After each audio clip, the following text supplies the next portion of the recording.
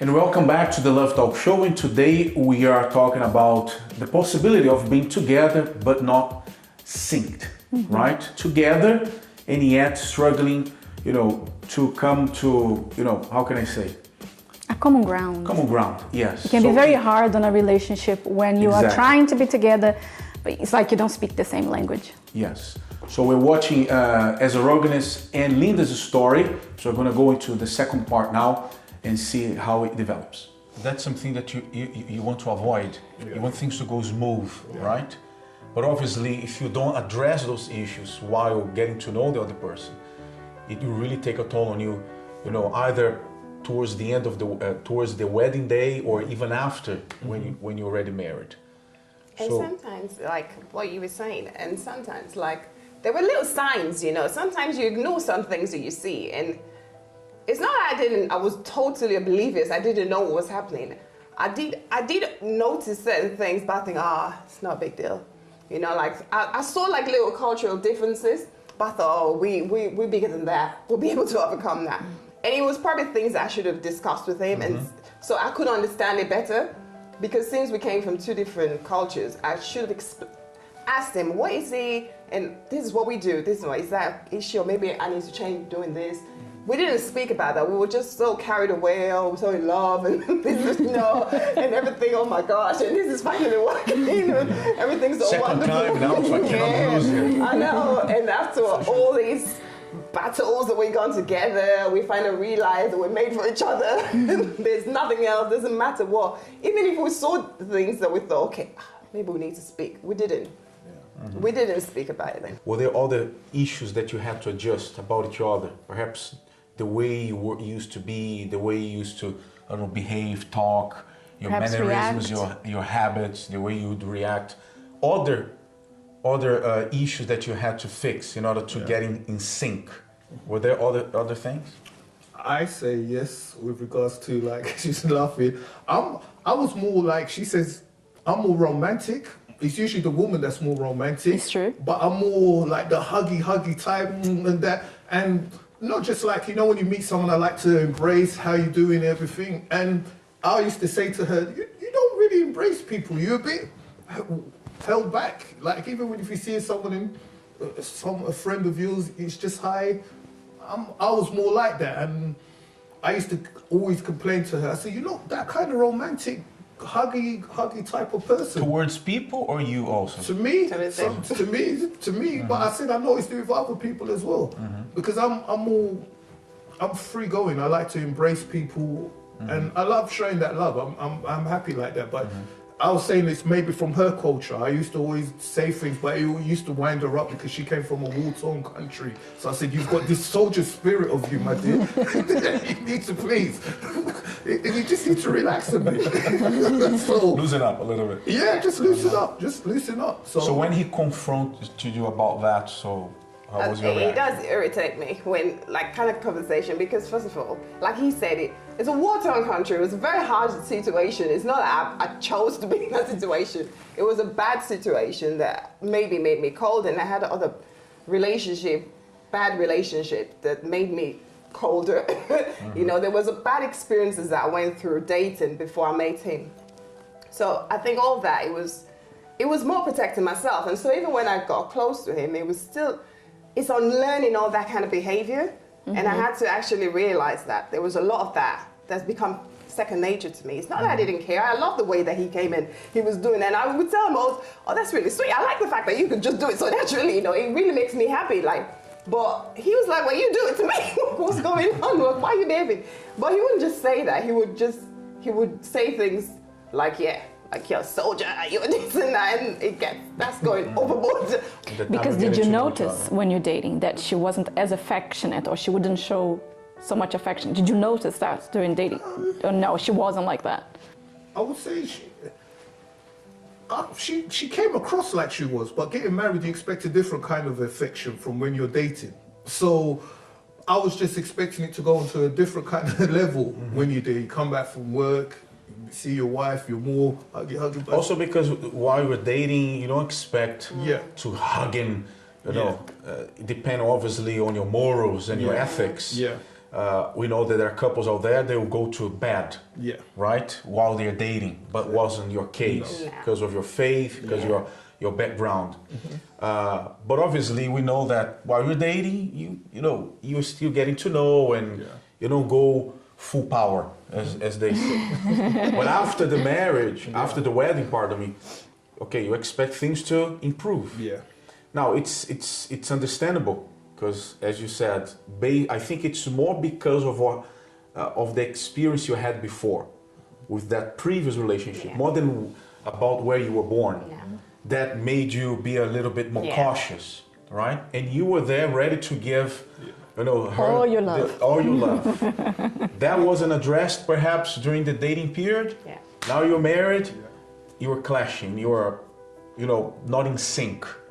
So that's another point also important to stress. Once you get to know you know the person. Okay, this is what happened to me. I'm a little bit like this, and I'm on the other hand, I'm like this. I'm like that. So you even though you will not be able to make adjustments there and then while you're dating, but you already have in your mind, what's gonna be like, and you're prepared for that rather than just ignoring those things, ignoring those signs, and go for it. One thing I'm very curious about as well is you have 2 children, correct? Yeah. Right. When you had your first child, was it planned? Did you plan, like, we want to have a child now? We were thinking about it. Okay. Yeah, we were actually thinking about it, and yeah. So how was it being parents for the first time? Because having someone else now, a baby, it's a huge adjustment now. The adjustment that you're trying to make, just both of you now, So how was it for you? It was like sharing. It's like you have a new child, someone else to share the love with. And like he was saying as well, as it is, I was showing not as much affection as he obviously wanted. And I thought I was, but then I realized I wasn't. But then a child came, and then I was showing the child all this affection, and it was amazing how I could show the child all this affection that I wasn't showing to him. And he would show the child the affection as well. And so in a way, it's like we turn our affection to the child instead of trying each other. To do it for each other. So it did bring a bit of, because there was too much time that we spent with the child because it was our first child together, but it did take away a little bit away. That's why I believe in hindsight we should have actually thought about how we would spend like our own time, because we didn't. We just forgot about it and then just got carried away with the child, especially in the early days when they were. How early in the marriage you had the first child? It was 2 years into my marriage. Yeah. 2 years after the wedding. Yeah. The marriage. Mm-hmm. Because you got she came 2000 and they say come 2011. The reason why I'm asking this is because couples do that a lot nowadays. Yeah. They get married, and after a year or two, they already having the first child. Yeah. We know that even though, let's say, you dated for 2 years, 3 years, but we know that after you get married, something else. Yeah. So then you need a little bit more time to, be on the same page, you learn a bit more about each other, get in sync, so that then perhaps you can plan that child. So do you think was a little bit too early to Most have definitely. the I don't like to say if I can change back time, because you learn from Of course. everything in experience, and our children are lovely, but looking back on it, it should have been time for more, time for us to readjust, just to learning about each other in marriage before we can make that step to have children. Because I don't know, sometimes the pressures of life outside, like traditional parents, they're saying, oh, you must have grandchildren, you must have grandchildren. Sometimes women get to a certain age and they start thinking, I was getting to a certain age and I'm like, I don't want to be having no children over a certain age, so I'm kind of like forcing the issue quicker than I should have, and it can be a problem, because if you haven't addressed things together and then you bring a child into the world, it's hard on the child. So now we see the problem of not assessing that while dating. So he came to realize that she wasn't very affectionate. One common issue we see, especially nowadays, is couples having children very early within the marriage. Yeah. So they had an issue. They started noticing the signs. Yeah. Signs were popping up. And then comes the child. So now they're no longer alone to deal with that problem, the two of them. There is a third person who needs attention. And then she was perhaps a little bit more affectionate towards the child because she's a mother. Now he's confused. How can she be affectionate towards the child and not me? So here is another problem. So you have already to be in sync. And because you're not yet in sync, there comes a child. And that synchronization is left for after a couple of years. If it happens ever. Exactly. And one interesting thing that they said is that looking back now, they wish they had taken more time to fix these things, to get to know each other before being parents, because indeed it takes a toll on both of them. So now this is us not understanding each other, having problems, but we have a child. So some people might think that having a baby, having a child will make them closer, It doesn't. It just demands more from both of them. So perhaps you are going through that right now. Maybe you are, at first you thought, this is a great relationship, you're going to be very happy together, but you are seeing that the person that you understood so well before, you don't seem to be able to understand now, and he doesn't understand you, she doesn't understand you. If that's your case, talk to us, get in touch with us. You can write to us at questions@lovetalkshow.tv. You can contact us through our Facebook page, Love Talk Show.